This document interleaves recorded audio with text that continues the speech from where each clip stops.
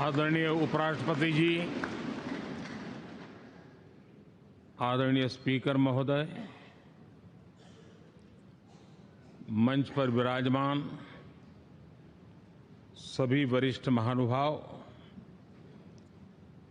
और 140 करोड़ देशवासियों के प्रतिनिधि, सभी माननीय सांसदगण,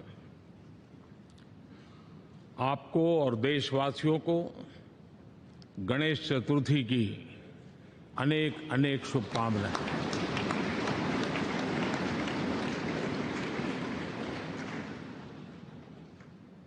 आज नए संसद भवन में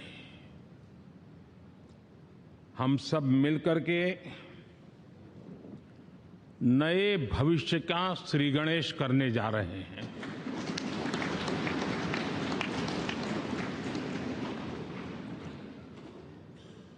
आज हम यहां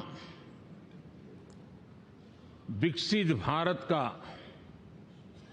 संकल्प दोहराना, फिर एक बार संकल्पबद्ध होना और उसको परिपूर्ण करने के लिए जी जान से जुटने के इरादे से नए भवन की तरफ प्रस्थान कर रहे हैं।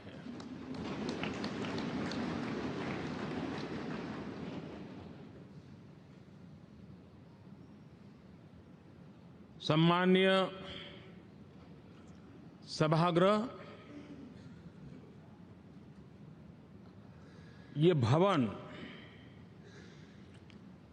और उसमें भी ये सेंट्रल हॉल एक प्रकार से हमारी भावनाओं से भरा हुआ है। हमें भावुक भी करता है और हमें हमारे कर्तव्य के लिए प्रेरित भी करता है। आजादी के पूर्व ये खंड एक प्रकार से लाइब्रेरी के रूप में इस्तेमाल होता था, लेकिन बाद में संविधान सभा की बैठकें यहां शुरू हुई और उन संविधान सभा की बैठकों के द्वारा गहन चर्चा विचारणा कर करके हमारा संविधान यहीं पर आकार लिया। यहीं पर 1947 में अंग्रेजी हुकूमत ने सत्ता हस्तांतरण किया, उस प्रक्रिया का भी साक्षी हमारा ये सेंट्रल हॉल है। इसी सेंट्रल हॉल में भारत के तिरंगे को अपनाया गया, हमारे राष्ट्रगान को अपनाया गया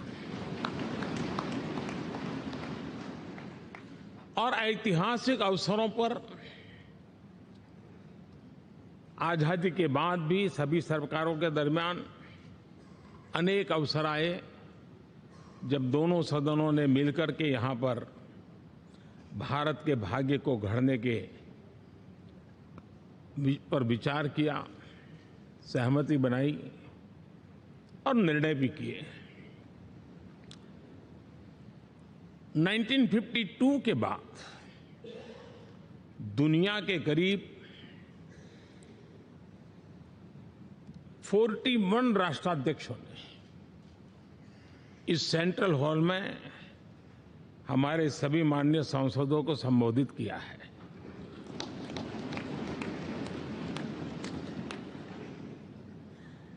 हमारे राष्ट्रपति महोदयों के द्वारा 86 बार यहां संबोधन किया गया है।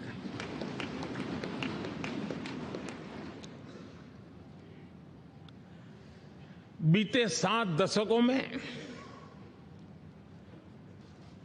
जो भी साथी इन जिम्मेवारियों से गुजरे हैं, जिम्मेवारियों को संभाली है, अनेक कानूनों, अनेक संशोधन और अनेक सुधारों का हिस्सा रहे हैं। अभी तक लोकसभा और राज्यसभा ने मिलकर करीब करीब 4000 से अधिक कानून पास किए हैं।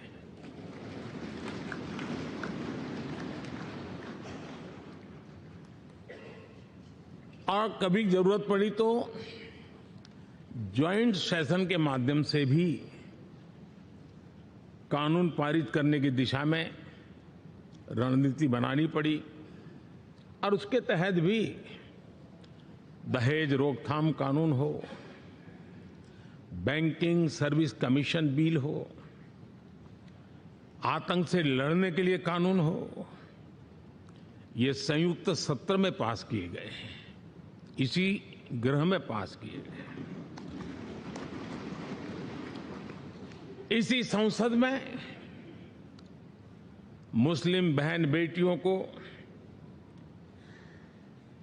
न्याय की जो प्रतीक्षा थी, शाहबानो केस के कारण कुछ गाड़ी उल्टी पार्टी पर चढ़ गई थी, इसी सदन ने हमारी उस गलतियों को ठीक किया और 3 तलाक विरुद्ध कानून हम सब ने मिलकर के पारित किया। संसद ने बीते वर्षों में ट्रांसजेंडर को न्याय देने वाले कानूनों का भी निर्माण किया। इसके माध्यम से हम ट्रांसजेंडर के प्रति सद्भाव और सम्मान के भाव के साथ उनको नौकरी, शिक्षा, स्वास्थ्य, बाकी जो सुविधाएं हैं, एक गरिमा के साथ प्राप्त कर सके, इसकी दिशा में हम आगे बढ़े। हम सभी ने मिलकर हमारे दिव्यांग जनों के लिए भी उनकी जरूरतों को देखते हुए, उनके एस्पिरेशंस को देखते हुए ऐसे कानूनों का निर्माण किया जो उनके लिए उज्जवल भविष्य की गारंटी बन रहे हैं। आर्टिकल 370 हटाने से लेकर वो विषय ऐसा रहा जो शायद ही कोई दशक ऐसा होगा कि चर्चा न हुई हो, चिंता न हुई हो और मांग न हुई हो। आक्रोश भी व्यक्त हुआ, सभागृह में भी हुआ, सभागृह के बाहर भी हुआ, लेकिन हम सबका सौभाग्य है कि हमें सदन में आर्टिकल 370 से मुक्ति पाने का, अलगाववाद, आतंकवाद के खिलाफ लड़ाई लड़ने का एक बड़ा महत्वपूर्ण कदम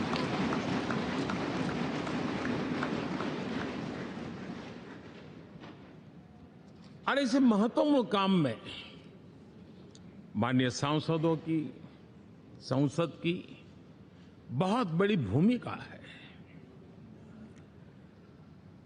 जम्मू कश्मीर में इसी सदन में निर्मित हुआ संविधान हमारे पूर्वजों ने दिया हुआ वो महामूल्य दस्तावेज जम्मू कश्मीर में लागू करते हैं तो इस मिट्टी को प्रणाम करने का मन करता है। आज जम्मू और कश्मीर शांति और विकास के रास्ते पर चलने के लिए प्रतिबद्ध हुआ है और नए उमंग, नए उत्साह, नए संकल्प के साथ जम्मू कश्मीर के लोग आगे बढ़ने का कोई मौका अब छोड़ना नहीं चाहते हैं। ये दिखाता है कि संसद के सदस्यों ने मिलकर के संसद के भवन में कितने महत्वपूर्ण काम किए हैं। माननीय सांसदगण, लाल किले से मैंने कहा था यही समय है, सही समय है।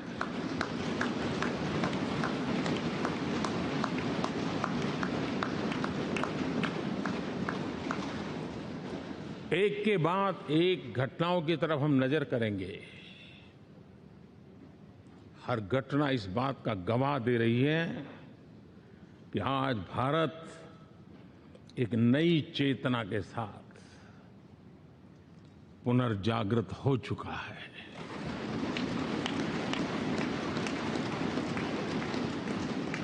भारत नई ऊर्जा से भर चुका है और यही चेतना, यही ऊर्जा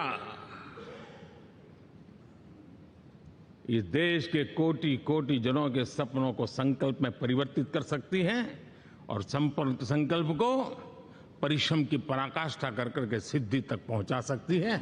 ये हम देख सकते हैं।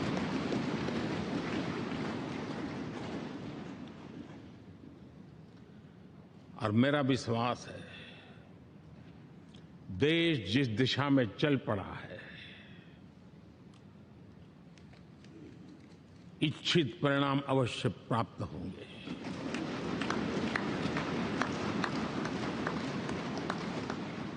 हम गति जितनी तेज करेंगे, परिणाम उतने जल्दी मिलेंगे।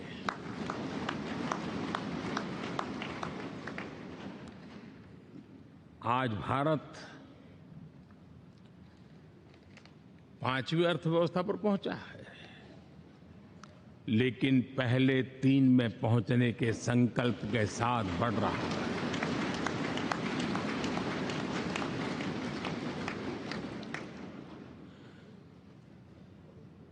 और मैं जिस स्थान पर बैठा हूं, जो जानकारियां प्राप्त होती है, उसके आधार पर विश्व के गणमान्य लोगों से बातचीत करता हूं, उसके आधार पर मैं बड़े विश्वास से कह रहा हूं,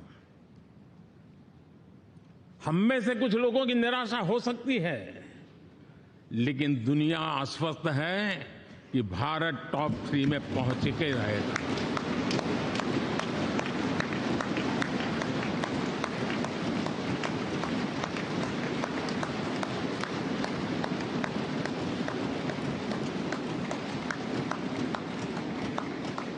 भारत का बैंकिंग सेक्टर आज अपनी मजबूती के कारण से फिर एक बार दुनिया में सकारात्मक चर्चा का केंद्र बना हुआ है।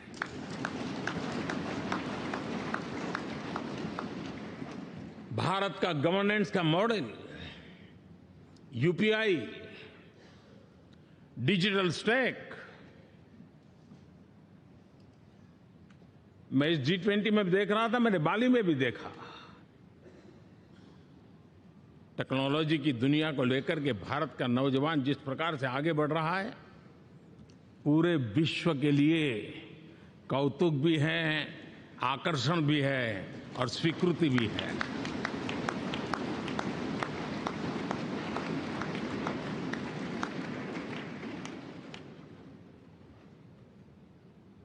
हम सब उस ऐसे कालखंड में हैं, मैं कहूंगा हम लोग एक भाग्यवान लोग हैं।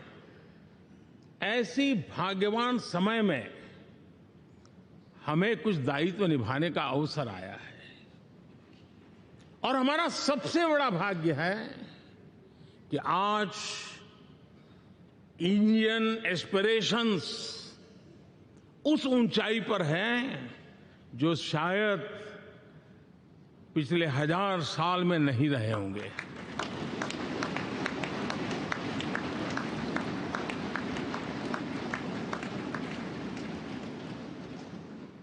गुलामी के जंजीरों ने उसके एस्पिरेशंस को दबोच के रखा था।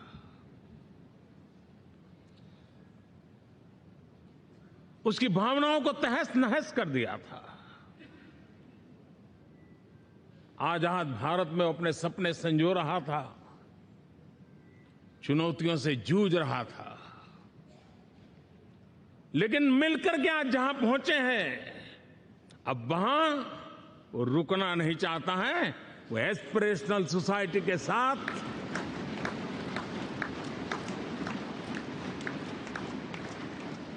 नए लक्ष्य गढ़ना चाहता है।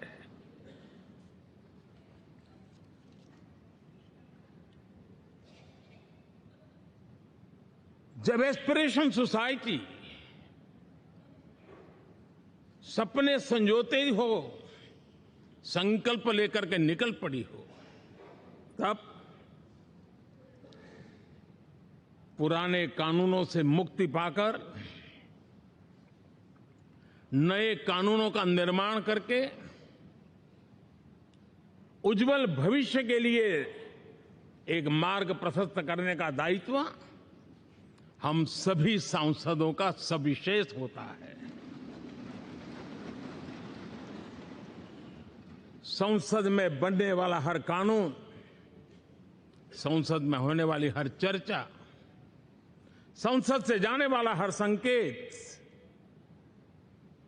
इंडियन एस्पिरेशन को बढ़ावा देने के लिए ही होना चाहिए। ये हम सबकी भावना भी है, कर्तव्य भी है और एक एक देशवासी की हमसे अपेक्षा भी है।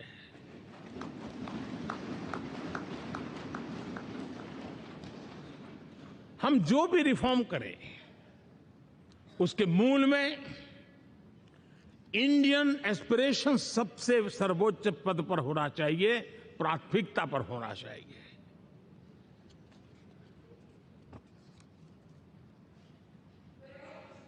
लेकिन मैं बहुत सोच समझ करके कहना चाहता हूं, क्या कभी छोटे कैनवास पर कोई बड़ा चित्र बना सकता है क्या?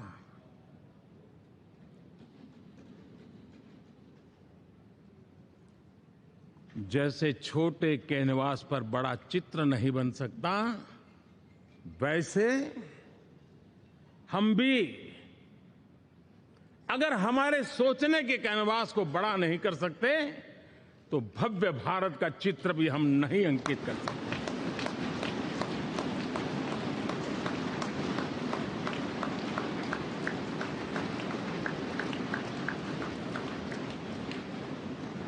पचहत्तर साल का हमारे पास अनुभव है। हमारे पूर्वजों ने जो कुछ भी रास्ते बनाए उससे हमने सीखा है। हमारे पास एक बहुत बड़ी विरासत है। इस विरासत के साथ अगर हमारे सपने, हमारे संकल्प जुड़ जाए, हमारा सोचने का दायरा बदल जाए, हमारा कैनवास बड़ा हो जाए, तो हम भी उस भव्य भारत के चित्र को अंकित कर सकते हैं, उस तस्वीर का खाका खींच सकते हैं, उसमें रंग भरने का काम हम भी कर सकते हैं और आने वाली पीढ़ी को वो भव्य दिव्य मां भारती के हम उनको सुपुर्द कर सकते हैं। दोस्तों, अमृतकाल के 25 वर्षों में भारत को अब बड़े कैनवास पर काम करना ही होगा। अब हमारे लिए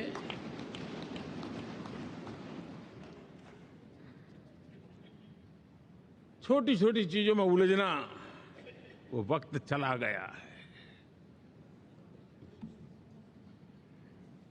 हमें आत्मनिर्भर भारत बनाने के लक्ष्य को सबसे पहले परिपूर्ण करना चाहिए और हमसे शुरुआत होती है, हर नागरिक से शुरुआत होती है। और आज दुनिया में भी एक समय ऐसा था कि लोग मुझे कहते थे, हमारे बड़े बड़े बुद्धिजीवी और अर्थशास्त्री लिखते थे कि मोदी आत्मनिर्भर की बात करता है तो मल्टीलेटरलिज्म के सामने चुनौती तो बन नहीं जाएगा, ग्लोबल इकोनॉमी के जमाने में ठीक तो नहीं होगा। लेकिन 5 साल के भीतर भीतर देखा, दुनिया भारत के आत्मनिर्भर मॉडल की चर्चा करने लग गई है।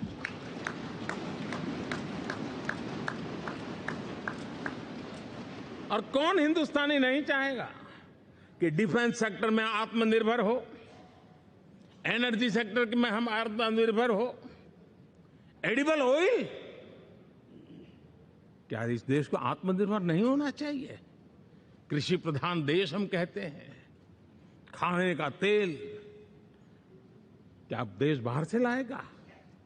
बहुत समय की मांग है कि हमें आत्मनिर्भर भारत को संकल्प को पूरा करना, ये हम सबका दायित्व है। उसमें दल आड़े नहीं आते हैं, सिर्फ दिल चाहिए, देश के लिए चाहिए।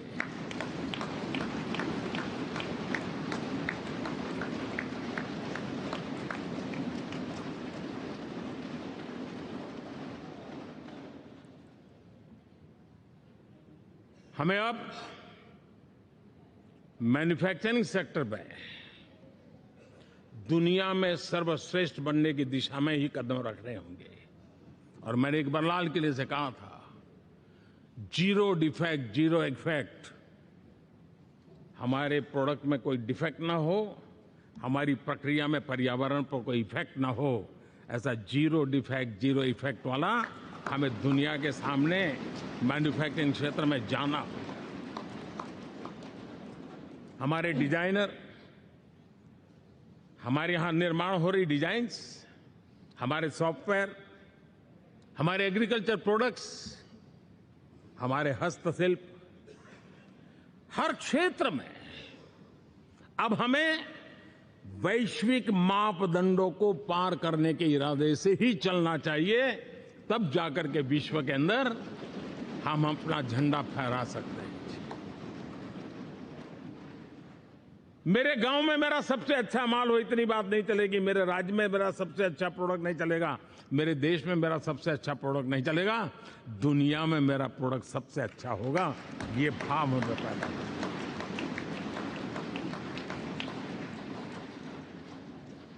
हमारी यूनिवर्सिटीज दुनिया के अंदर टॉप रैंकिंग में आए, अब इसमें हमें पीछे नहीं रहना है।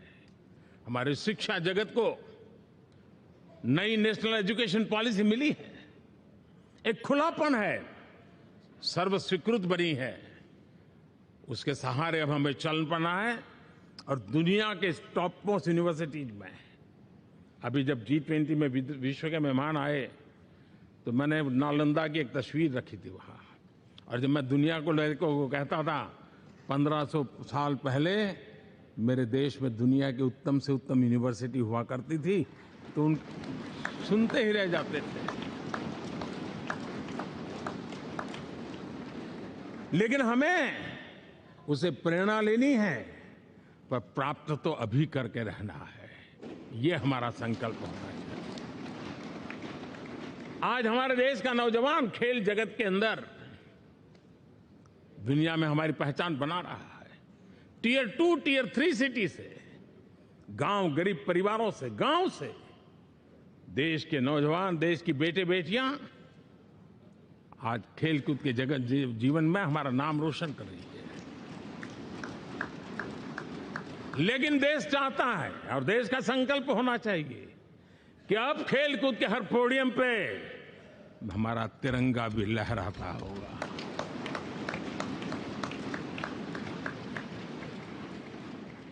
हमें अब पूरा हमारा दिमाग क्वालिटी पर फोकस करना ही होगा, ताकि हम विश्व की आशा अपेक्षाओं के अनुकूल और भारत के सामान्य मानव के जीवन में भी क्वालिटी ऑफ लाइफ के प्रति जो एस्पिरेशन बढ़ा है, उसको हम एड्रेस कर पाए। और जैसे मैंने कहा कि हम भाग्यवान हैं कि हम उस समय काम कर रहे हैं जब समाज अपने आप एक एस्पिरेशनल सोसाइटी है। हमारा और भी एक भाग्य है कि हम उस समय हैं जब हिंदुस्तान युवा देश है।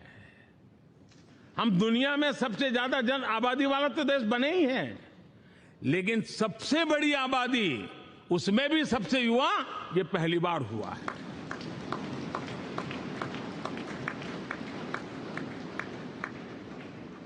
जिस देश के पास ये युवा शक्ति हो, युवा सामर्थ्य हो, तब हमें उसकी टैलेंट पे भरोसा है, हमें उसकी संकल्प शक्ति पे भरोसा है, उसकी साहस में हमें भरोसा है।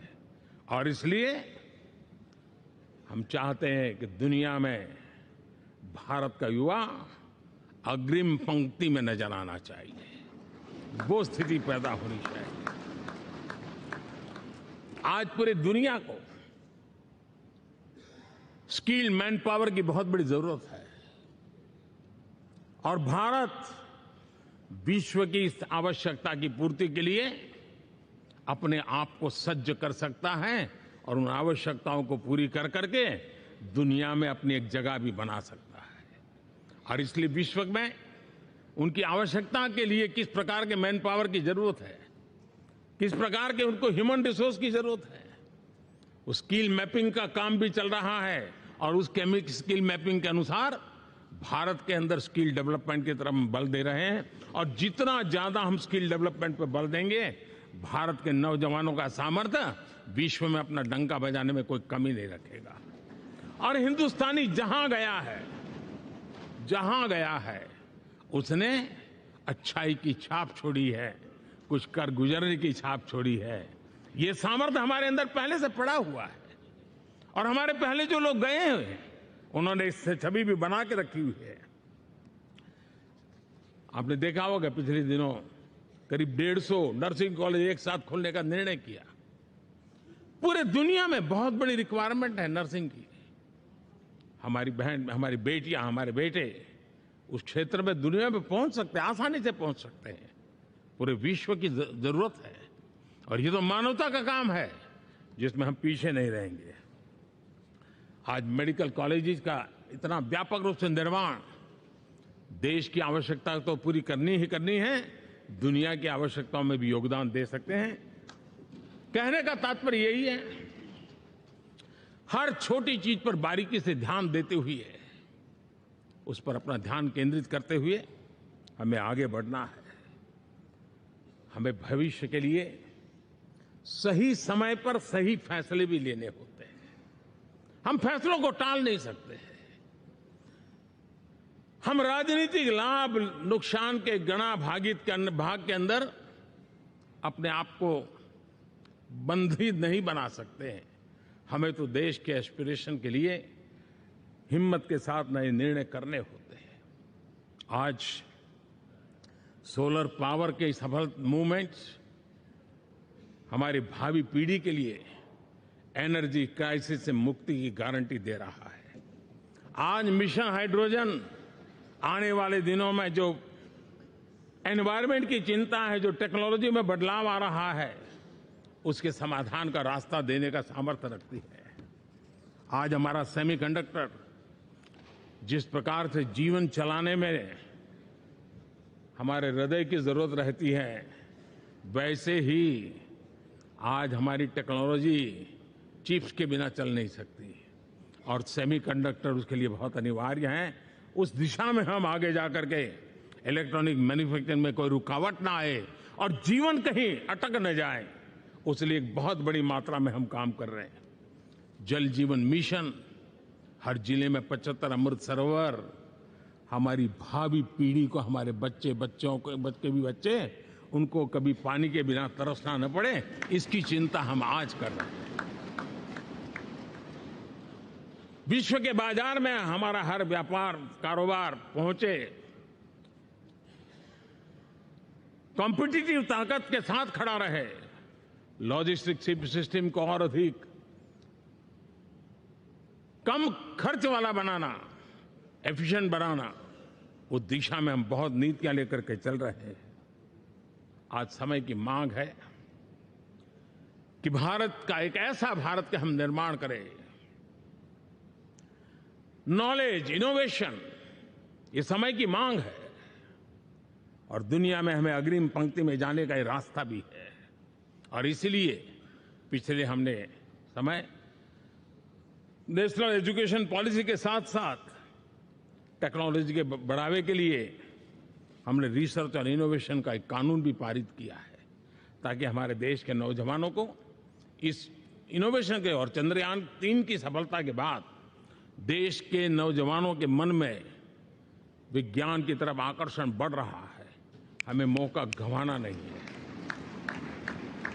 हमारी युवा पीढ़ी को हमने रिसर्च और इनोवेशन के लिए पूरे अवसर देने हैं और इस इकोसिस्टम को बनाने के लिए हमने एक उज्जवल भविष्य के निर्माण की नींव रखी है। आदरणीय बंधुगण, सामाजिक न्याय ये हमारी पहली शर्त है। बिना सामाजिक न्याय, बिना संतुलन, बिना समभाव, बिना समत्व हम इच्छित परिणामों को घर के भीतर प्राप्त नहीं कर सकते। लेकिन सामाजिक न्याय की चर्चा बहुत सीमित बन के रह गई। हमें उसको व्यापक रूप में देखना होगा। हम किसी गरीब को कोई सुविधा दें, किसी समाज में दबे कुचले व्यक्ति को कोई सुविधा दें, वो तो सामाजिक न्याय की एक प्रक्रिया है। लेकिन उसके घर तक पक्की सड़क बन जाए ना, वो भी सामाजिक न्याय के लिए उसको मजबूती देती है। उसके घर के नजदीक में बच्चों के लिए अगर स्कूल खुल जाए तो वो भी उसको सामाजिक न्याय की मजबूती देती है। उसको बिना खर्च अगर आरोग्य में समय की जरूरत पड़े वो मिले, तब जाकर के सामाजिक न्याय की मजबूती मिलती है। और इसलिए जिस प्रकार से समाज व्यवस्था में सामाजिक न्याय जरूरत है, वैसा ही राष्ट्र व्यवस्था में सामाजिक न्याय की आवश्यकता है। अब देश का कोई हिस्सा पीछे रह जाए, अविकसित रह जाए, ये भी सामाजिक न्याय के खिलाफ है। दुर्भाग्य से देश का पूर्वी इलाका, भारत का पूर्वी भाग, जो समृद्धि से भरा हुआ है, लेकिन वहां के नौजवानों को रोजगार के लिए दूसरे इलाके में जाना पड़ रहा है। ये स्थिति हमें बदलनी है। हमारे देश के उस पूर्वी भाग को, इलाका को समृद्ध बना करके सामाजिक न्याय की मजबूती भी हमने देनी है। असंतुलित विकास, शरीर कितना भी स्वस्थ क्यों न हो, लेकिन एक उंगली को भी अगर लकवा मार गया है तो शरीर स्वस्थ नहीं माना जाता है। भारत कितना ही समृद्ध हो, लेकिन कोई अंग उसका दुर्बल रह जाए तो भारत समृद्धि में पीछे है, मानना पड़ेगा। और इसलिए हम सर्वांगीण विकास के पक्ष में, सामाजिक न्याय की उस ऊंचाई को प्राप्त करने के पक्ष में, दिशा में हमें आगे बढ़ना है। चाहे पूर्वी भारत हो, चाहे नॉर्थ ईस्ट हो, हमें उन चीजों को प्राप्त करना। और उसी लिए जो रणनीति कितनी सफल हुई है, 100 एस्पिरेशनल डिस्ट्रिक्ट पर विशेष काम किया, नौजवान अफसरों को लगाया गया, एक स्ट्रेटेजी बनाई गई। आज दुनिया उस मॉडल की चर्चा कर रही है। और आज 100 डिस्ट्रिक्ट, देश के कोने कोने में जो पीछे माने जाते थे, उसको बोझ मान लिया गया था। आज स्थिति ये बनी है कि 100 डिस्ट्रिक्ट अपने अपने राज्य में लीड कर रहे हैं, राज्य की एवरेज से भी ऊपर जा रहे हैं। और इस सफलता को देख करके, सामाजिक न्याय की इस भावना को मजबूत करते हुए 100 डिस्ट्रिक्ट में से आगे बढ़ करके अब जमीनी स्तर पर ले जाने के लिए 500 ब्लॉक तक उनको एस्पिरेशनल डिस्ट्रिक्ट ब्लॉक के नाते आइडेंटिफाई करके उसको मजबूती करने देने का काम चल रहा है। और मुझे विश्वास है ये एस्पिरेशनल ब्लॉक्स है, वो एक विकास का नया मॉडल बनने वाले हैं। वो एक प्रकार से देश के विकास के एक नए ऊर्जा केंद्र बनने की संभावना रखते हैं। और उस दिशा में भी हम आगे बढ़ रहे हैं। माननीय सांसदगण, आज विश्व की नजर भारत पर है। शीत युद्ध के समय हमारी पहचान गुटनिरपेक्ष देश के रूप में रही। उस समय की जो जरूरत थी, उसके जो लाभ होने थे, उस समय से हम गुजरे हैं। लेकिन अब भारत का स्थान कुछ और बना है। और इसलिए उस समय गुटनिरपेक्ष की अवस्था आवश्यक होगी। आज हम उस नीति को लेकर के चल रहे हैं, जिस नीति को अगर हमें पहचानना है तो विश्व मित्र के रूप में हम आगे बढ़ रहे हैं। हम दुनिया से मित्रता कर रहे हैं, दुनिया हमारे में मित्र खोज रही है। ये शायद विश्व में एक भारत ने, और दूरी नहीं, हो सके उतनी निकटता, उस रास्ते पर चल करके भी हम अपने विश्व मित्र के रूप में भाव आज सफलतापूर्वक आगे बढ़ा रहे हैं। और मुझे लगता है कि इसका लाभ आज भारत को हो रहा है। भारत आज दुनिया के लिए एक स्टेबल सप्लाई चेन के रूप में उभर रहा है। और आज विश्व की ये जरूरत है। और उस आवश्यकता की पूर्ति करने का काम G20 में भारत ग्लोबल साउथ के आवाज बनकर के उभरा है। ये बीज G20 समिट में जो बीज बोया गया है, मेरे देशवासी आने वाले समय देखेंगे कि वो ऐसा वटवृक्ष बनने वाला है, ऐसा वटवृक्ष बनने वाला है, विश्वास का ऐसा वटवृक्ष बनने वाला है, जिसकी साया में आने वाली पीढ़ियां सदियों तक एक गर्व के साथ अपना सीना तान करके खड़ी रहेगी। ये मुझे विश्वास है।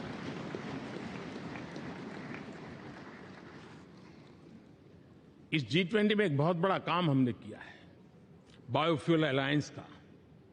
हम विश्व के नेतृत्व करते रहे, दिशा दे रहे हैं, और विश्व को बायोफ्यूल अलायंस में दुनिया के सभी देश देखते ही देखते उसकी सदस्यता ले रहे थे, और एक बहुत बड़ा आंदोलन खड़ा होने जा रहा है, और जिसका नेतृत्व ये हमारा भारत कर रहा है। छोटे छोटे महाद्वीप, उनके साथ भी आर्थिक कॉरिडोर बनाने की दिशा में हमने बड़ी मजबूती के साथ कदम उठाए हैं। आदरणीय बंधुगण, आदरणीय उपराष्ट्रपति जी, आदरणीय स्पीकर महोदय, आज हम यहां से विदाई लेकर के नए भवन में जा रहे हैं, संसद के नए भवन में बैठने वाले हैं, और ये शुभ है, गणेश चतुर्थी के दिन बैठ रहे हैं।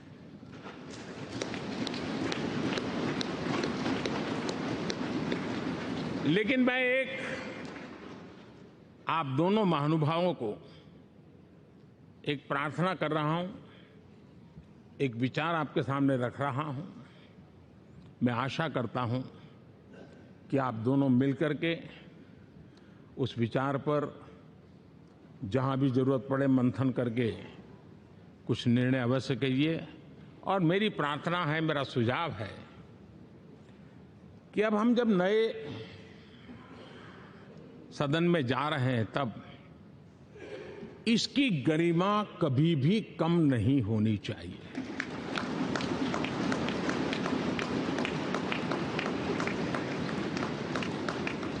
इसे सिर्फ पुरानी पार्लियामेंट कह करके छोड़ दें, ऐसा नहीं होना चाहिए। और इसलिए मेरी प्रार्थना है कि भविष्य में अगर आप सहमति दे दोनों महानुभाव, तो इसको संविधान सदन के रूप में जाना जाए।